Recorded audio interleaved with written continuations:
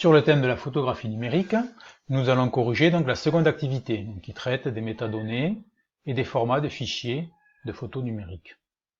Donc, premier paragraphe, les métadonnées.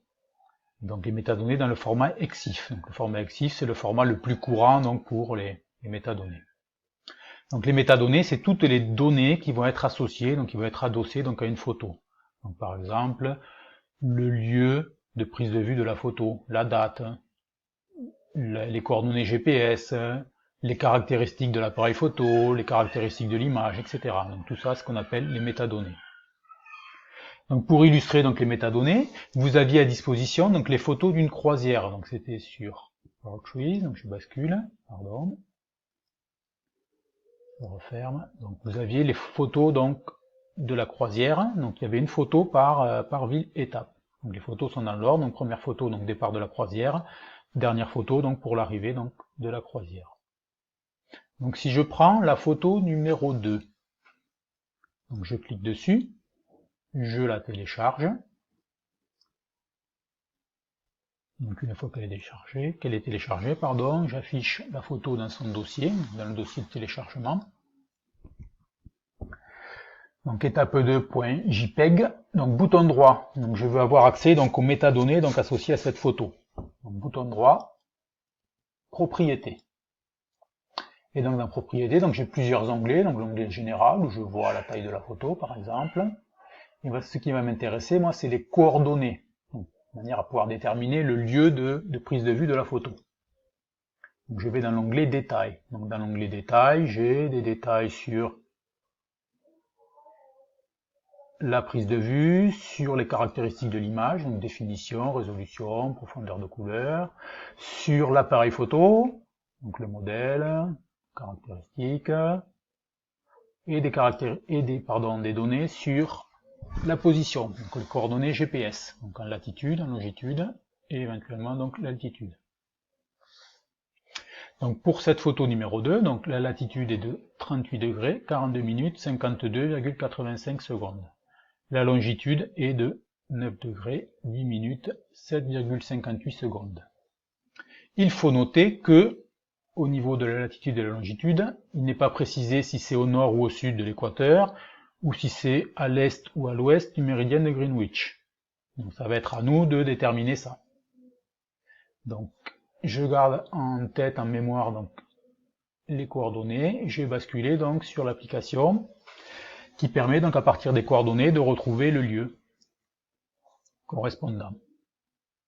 Donc par défaut, donc c'est un lieu qui est sur Paris qui s'affiche. Donc je vais modifier donc les coordonnées, donc saisir les coordonnées relatives donc à la photo numéro 2.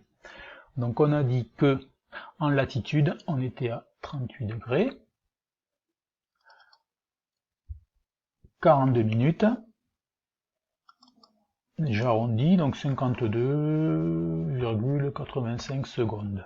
Donc là, il faut faire attention, le séparateur c'est un point et non pas une virgule. Je fais la même chose suivant la longitude, donc 9 degrés, 8 minutes, et là c'était 7,58 secondes. Une fois que j'ai saisi mes coordonnées, donc obtenir l'adresse, je clique, et là je m'aperçois que j'ai mon point là qui est perdu au milieu de la mer. Donc a priori c'est pas cohérent. Je dézoome un peu pour voir où je me situe, je suis au sud de la Sardaigne. Donc, vu que c'est une croisière en bateau, ben, on s'attend à ce que le bateau donc, arrive dans un port. Donc là je suis en pleine mer, donc ça va pas. Donc par défaut, donc la latitude était exprimée donc au nord de l'équateur, donc ça il n'y a pas de souci puisque on sait que la croisière donc s'effectue en Méditerranée. Par contre au niveau de la longitude, donc là par défaut, il m'a mis le logiciel m'a mis une longitude est. Donc je vais modifier, je vais basculer sur une longitude ouest. Et je vais regarder donc si c'est cohérent, donc si on se situe bien donc au niveau d'un port. Donc a priori oui. Je dézoome pour voir un petit peu où je me situe, je m'aperçois que je suis donc au Portugal, et plus précisément donc dans la ville de Lisbonne. Donc si je reviens sur l'énoncé, deuxième photo, latitude donc nord, donc 38 degrés, 42 minutes, 52,85 secondes. Longitude, donc on n'est pas à l'est, on est à l'ouest. Donc 9 degrés, 8 minutes, 7,58 secondes. Donc la ville, c'est Lisbonne, au Portugal. Donc c'était le petit piège. En fait, pour toutes les autres photos, donc on se situe à l'est du méridien de Greenwich, donc on est à l'est de Londres, géographiquement. Il n'y a que pour la photo numéro 2 où on se situe donc à l'ouest. Ouais, donc il fallait faire attention. Donc à partir des différentes métadonnées associées aux photos, donc on retrouvait les différentes villes, donc ça permettait de tracer sur une carte donc l'itinéraire de la croisière.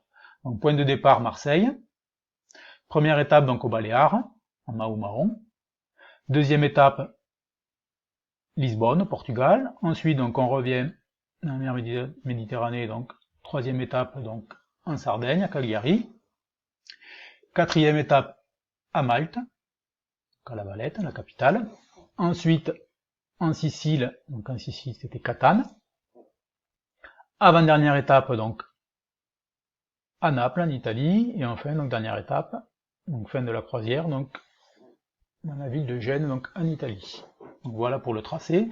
Donc le tracé que vous voyez là, moi je l'ai tracé avec le site, donc l'application qui s'appelle gribrouillon.fr. Donc j'ai mis un petit tuto pour expliquer rapidement, succinctement, donc l'utilisation de cette application. C'est très simple, hein, donc c'est vraiment basique, hein, donc ça permet de tracer rapidement donc à main levée sur une carte. Donc ça c'était pour le tracé. Toujours dans les métadonnées, donc vous deviez retrouver donc l'appareil photo qui a permis de réaliser les prises de vue, donc c'est un iPhone 6. La durée de la croisière, donc il fallait relever donc la date de la prise de vue de la première étape, donc le 21 octobre. Même chose pour la dernière étape, le 27 octobre, donc la différence entre les deux donc, permet de déterminer qu'il y a eu 7 jours de croisière. Et enfin, donc, pour conclure sur ce paragraphe, donc, expliquer succinctement ce que sont les métadonnées EXIF. Donc, je rappelle que EXIF, donc, c'est Exchangeable Image File Format. Donc, c'est le format le plus courant de métadonnées. Hein. Donc, c'est le format que vous allez retrouver sur les images, sur les photos que vous allez faire, par exemple, à partir d'un smartphone. Donc, les métadonnées, donc, c'est toutes les données qui sont en plus des données images. Donc, tout ce qui est adossé à l'image, anciennement par exemple au dos d'une photo papier, un tirage papier, on allait écrire la date, le lieu de prise de vue, etc., les personnes présentes sur la photo. Donc maintenant, donc, toutes ces données, elles sont donc sous forme de données numériques, on appelle ça donc des métadonnées. Donc il va y avoir par exemple donc la date, le modèle de l'appareil, la marque de l'appareil, l'heure de prise de vue, des caractéristiques de l'image, la localisation GPS, etc. Donc voilà pour ce premier paragraphe.